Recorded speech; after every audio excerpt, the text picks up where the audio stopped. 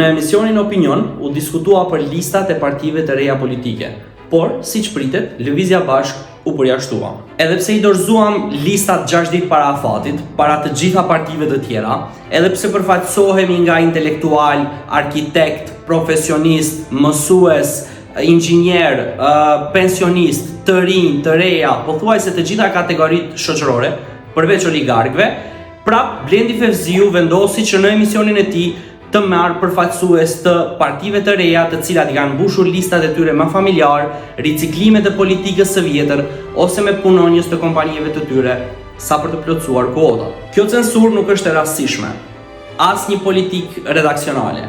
Përkundrazi, kjo është një zgjedhje e ndërgjegjshme politike që i shërben ruajtjes së një rendi të korruptuar ku media është vetëm dhe vetëm përfaqësuese e interesave ekonomike dhe politike. Kjo censurë madje nuk ka të bëjë as me të qenit kundër qeverisë apo opozitës, apo me ndonjë preferencë të audiencës apo justifikime të tjera banale.